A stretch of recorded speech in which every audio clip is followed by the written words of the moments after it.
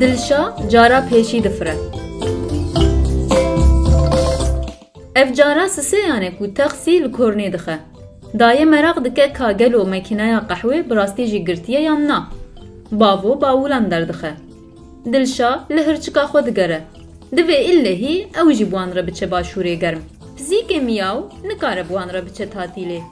جیرانا وان لیدنیره. دلشا پر بکله جانه. لو راهی اوقات نفریایه. تاکسی لبر بالا فرگه هد سکنه. دایه عربوکا باولان تینه تمام باولان لسر بجهد بن. پاشه دچن هندر. لهندر قربالغه که مزن هیا. لور مالبات هنه مروفين بچنته هنه و گلک مروفين کو بزمانن بیانی دا آخفن هنه. دلشا شاشمایی تماشه دکه. درنجین کو بخود چن هنه، دکان هنه، کوافر هنه، خوارنخانه هنه و بانکه یک هیا و حتی پستخانه یک جی هیا. لسر اکرانه که مزن دا مافرینا بالا فران خویا دکه. دلشا دایه و باوو دچن ایوانا فرینه. لبرگی شیه هنکی دسکنن. لی هندک مایه دوراوان به. باوو بلیتن بالا فرید دا جنکا لگی شیه. او دکارن جهل بجیرن. دلشا دخوازه لبر پنجره رونه. باوو باولان داتینه سر شهینه که لکیلکا گیشیه. جور لسربان دا گرینک تن هل گرتن و پاشه جی بگلک تشتین دن را دبنه بالا فره. جفرینی را هنک وقت مایه. باوو دخوازه هی قهوه که بخواه. لی دلشا دخوازه بچه سر جهه تماشه کرنه. جور مروف رین بالا فران دبینه و گلک بالا فر لسرن. بالا فرک بدنگه کی پر بلند ده سرسری وان را دفره و پیرجی خداتینه. ده جهده عربه که رشو زرته دا کو جهه راوستانا بالا فره نیشانه وی بده. عربه یک بچوک به سیر موکن تجی باول لبل بالا فره که دنیا مزن را دوسته. دلشا باولین خوین سور دبینه و بکلجان لملی دیا خودخه.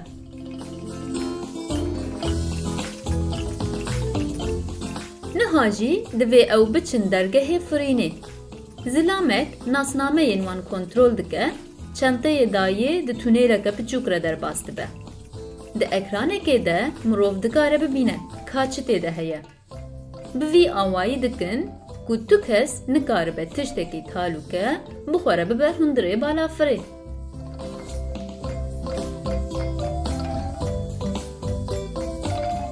دلشا هرچکا خوشی دحفی تونیلی دیده. لیدنا و هرچکه ده جپنبو پیوه تشتکیدن تونه. پاشه همو روی ده چارچوه یکا مزن را در باسته بن. وقتا کودنگه تیت تیت درخه وان به آلته که کنترول دکن. به وی آوائی کنترول دکن کاگل و سیلح بکسه کی رهیه یا نا. لیتنی مفتد چنته دایه ده هیه.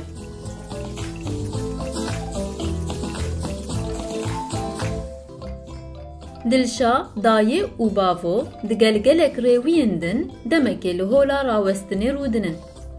هیدی دلشا آجز دبه. دایه جیره چیروکه که دخینه. هما دنگی آنونسه کته.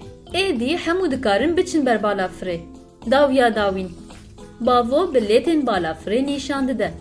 دره یک دریج ره دکبن بالا فره.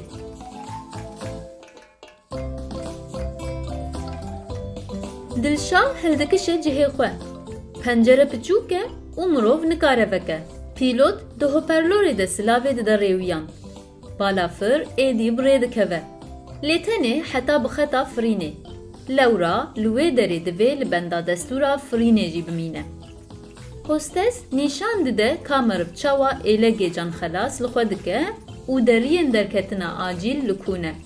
دلشا ده ترسه. دما بالا فر بکوه و چی ببه؟ دخوازه هین ببه. چما بالا فر دفرن؟ باوو جیره بحثا پستا هوایه اردکشه و شکلی تایبت یه باسکان دکه.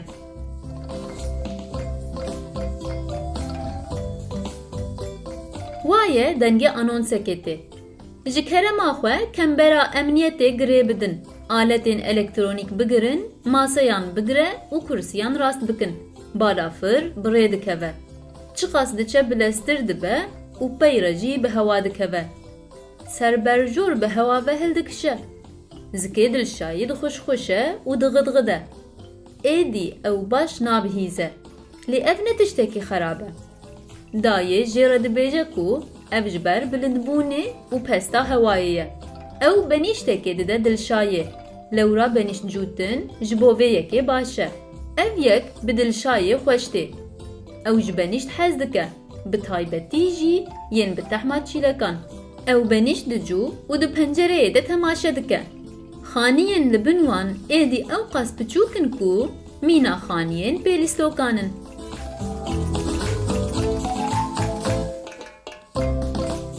Niha êdî ew li ser ewran in. Ji jor ve mîna pembo xuya dikin. Dilşa dixwaze ku peya bibe û xwe li ser wan gêr bike. Asîmanê şîn û roja geş jî di ser wan re ne. Hostes firavînê tîne. Hênû Dilşa ferq dike ku çi qasî birçîye. Spagettî heye, çi xweş e. Jinişka ve balafir hinekî da dikeve. Zikê Dilşayê diğidğide. Ziravê Dilşayê diqete. Lê tiştek nebûye. Tenê picek xwarin bi ser tîşortê wê rijiyaye.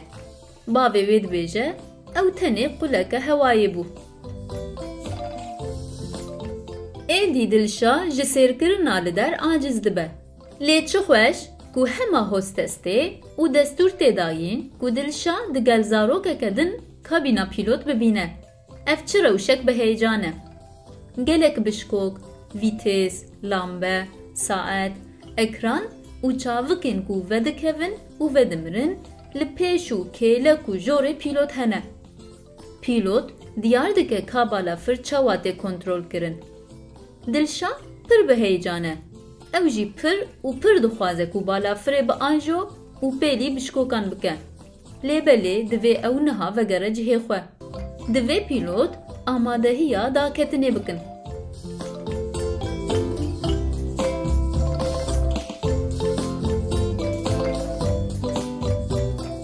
Divê hemû careka din xwe girê bidin. Balafir dadikeve. Erd nêzik dibe, çiya dîsa bilind dibin û xanî dîsa mezin dibin. Bi gûmîniyekî xwe datîne û dewam dike diçe. Herkes li çepikan dixe. Kêfa Dilşayê ji daketinê re jî tê, lêbelê hilkişîn hê xweştir bû. Beyre peya dibin, di balafirgehê de diçin ber du bandên gerînek yên mezin û girover. Wê niha di çaviyeke dîwar re bawulên pêşî werin. Dilşa di cih de bawulên xwe yên sor dibîne. Bavo wan ji ser bandê digire û datîne ser erebeya bawulan. Ew diçin deriyê derketinê. Dawiya dawîn êdî gihaştin başûrê germ. Derve xweş germ e. Dilşa çakêtê xwe ji xwe dike. Qet tiştek mîna li malê xuya nake. Otobüsek Dilşayê, dayê û bavo dibe otêla wan. Dilşa ji bo tatîlê pir kêfxweş dibe û niha jî ji bo vegera bi balafirê.